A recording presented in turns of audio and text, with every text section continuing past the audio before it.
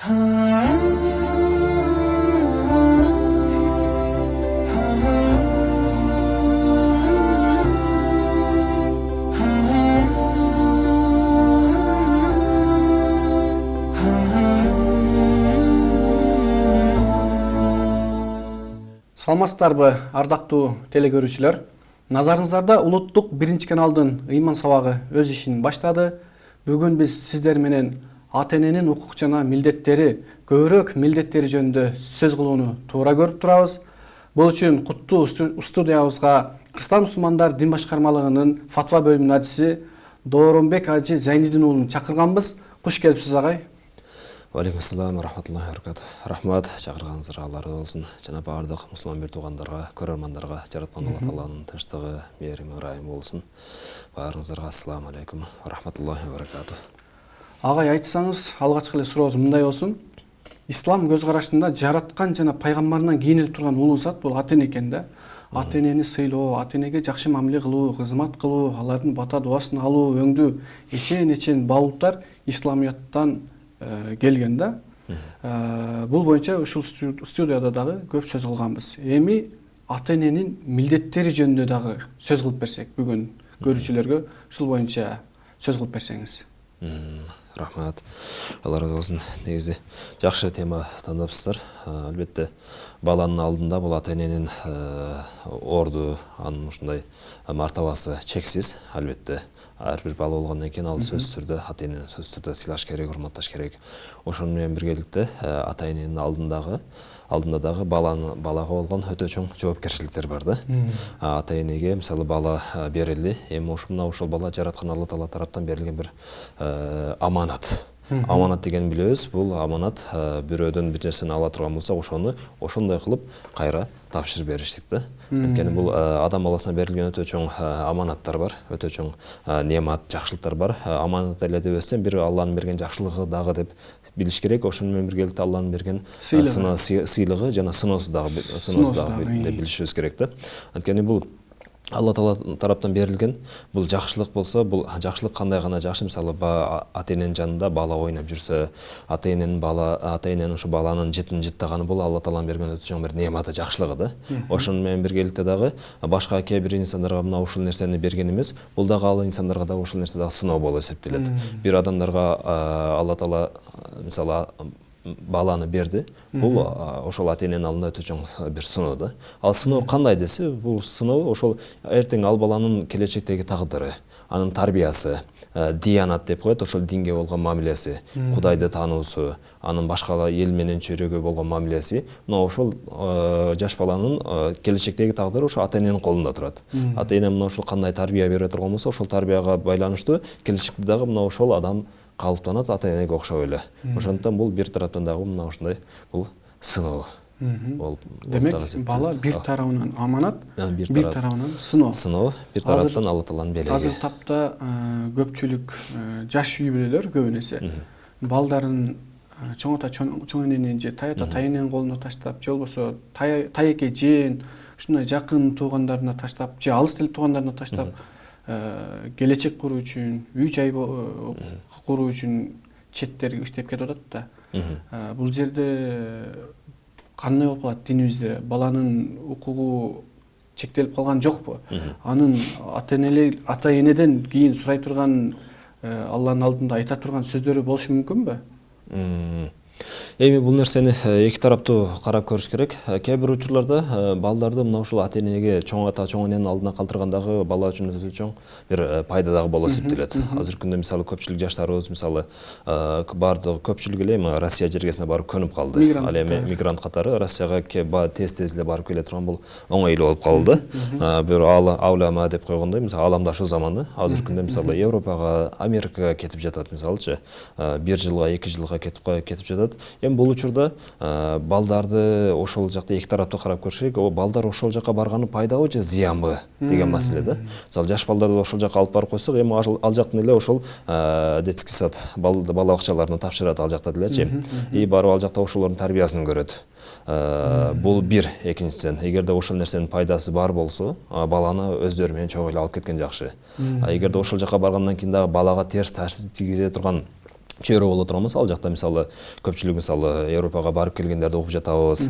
Европага барып мисалы 5-10 жыл жашап, ошо балдарынын келечеги үчүн деп Кыргызстанга кайра келип жүргөн адамдарды дагы билебиз да.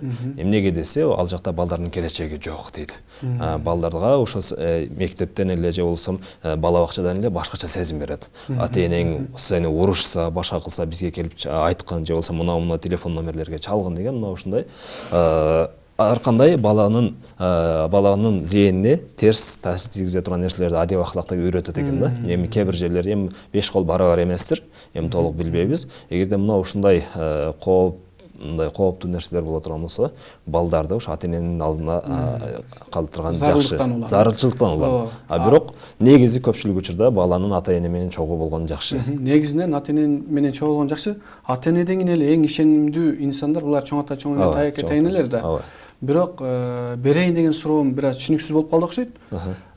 Жаштар, өзгөчө жаш балдар, жаш өспүрүмдөр ата-энесин кусалыкта көп куса болушуп, сагынышып күн өткөрүп атпайбы? Бул терс жактары дагы бар да. Туура, чоң ата, чоң эне, тайата, тайэне булар канчалык кагылып, согулуп, кызымдын, уулумдун аманат деп билсе дагы, баары ата-эненин орду бөлөк да. Мен сурайын деген нерсем ошол болчу да.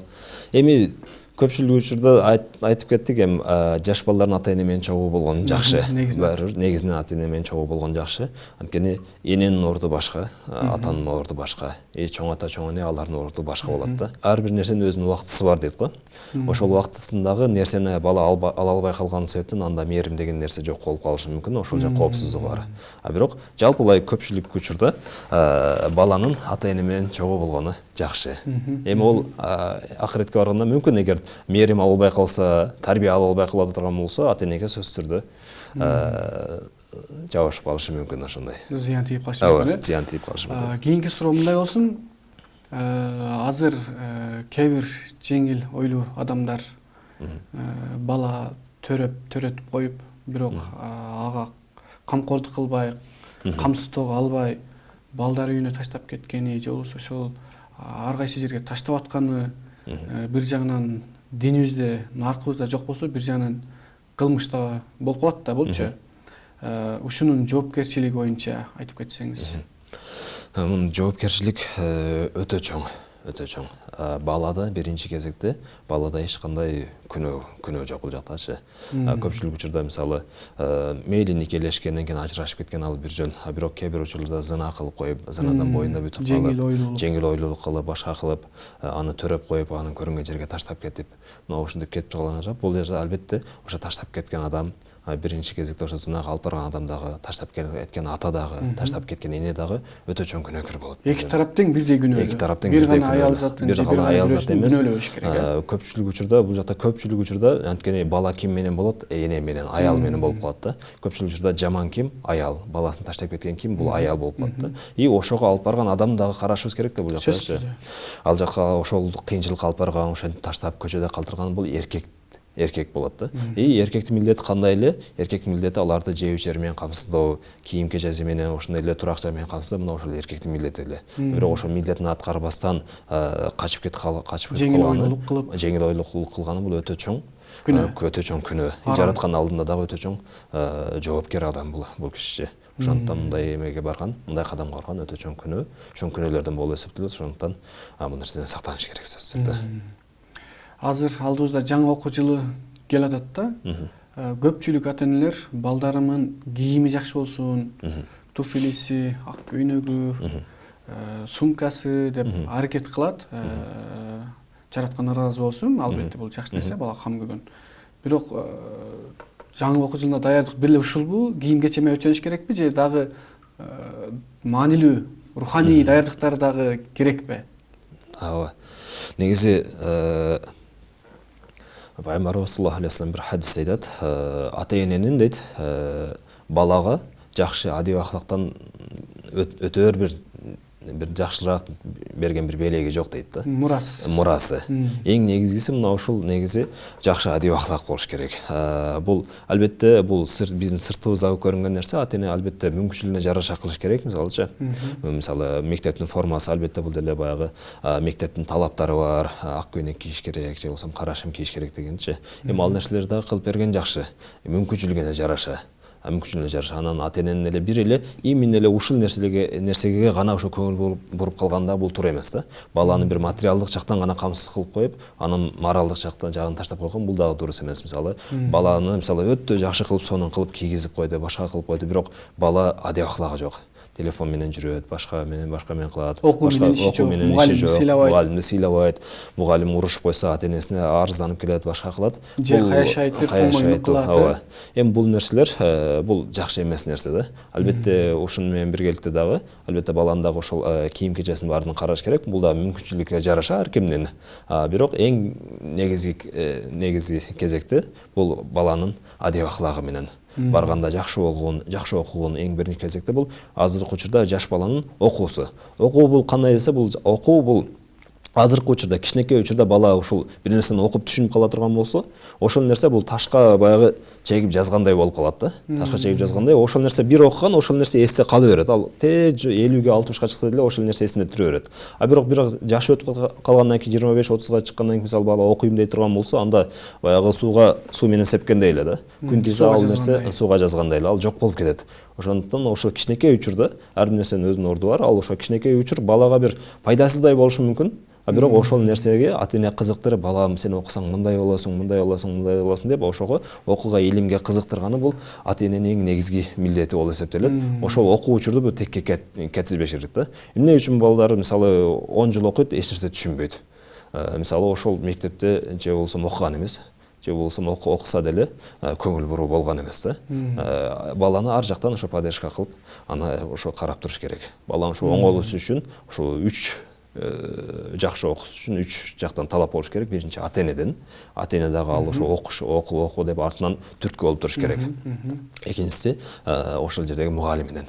Мугалими дагы эң мыкты мугалим болсо, эптеп эле келип эле 45 мүнөт убакытты өткөрүп эле кете турган мугалим эмес, анын баланы ошо окуй турган, окугула деп бар нерсени түшүндүрүп айта турган мугалим болсо, анан бул экинчиси, үчүнчүсү баланын өзүнөн дагы талап болуш керек да. Ушул 3 нерсе бириге турган болсо, ошондо мыкты кадр чыгат. Мыкты окуучу чыгат. Ошондуктан адеп аклагына, анан окуусуна сөзсүз түрдө көңүл буруш керек.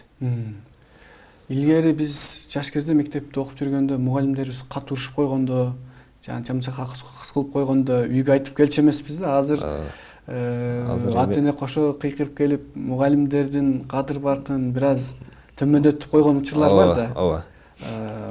Динибизде ушул кандай болуп калат мындай? Мугалимдин бир аз кадыр баркына токтолуп кетсеңиз, темадан бир аз четтей берели, бирок жалпы темага кирип алкагында карай беребиз. Туура айтасыз. Негизи азыркы учурда көбүнчө илим берген, илим тараткан инсандардын, мугалимдердин кадыр баркы өтө төмөнгө түшүп кетти. Тилекке каршы. Бул дегени эми бул нерсени сөзсүз түрдө эме кылыш керек, колго алыш керек бул нерсеничи. Мугалимдин кадыр баркын көтөрүү. Мугалимдин кадыр баркын көтөрүш үчүн мамлекетибиз дагы азыр Алла разы болсун, мисалы айлыктарын көтөрүп берип жатат, башка болуп жатат. Мугалим баары жактан камсыз боло турган болсо, ошондо ал толук түрдө сабак бере алат да. Концентрациясы билим берүүгө. Ооба, билим берүүгө толук түрдө бурулат. Анан экинчи тараптан биз ата-энелер дагы ошол нерсеге сөзсүз түрдө өбөлгө болушубуз керек. Балабыз ыйлап келсе эле барып кыйкырып барып туруп эле ата-энеге, мугалимге эмнеге мындай кылдың, эмнеге уруштуң, менин баламдын көзүнөн жаш агып келди, наркы берген, же болсо азыркы WhatsApp группалар бар да, ызчы кылып, башка кылып сотко берем дегендер мисалычы. Албетте бул туура эмес көрүнүш да. Ошо окуп жүргөндө мисалы сиз деле билсеңиз керек, кээ бир мугалимдер баягы китеп менен башка чабат эле.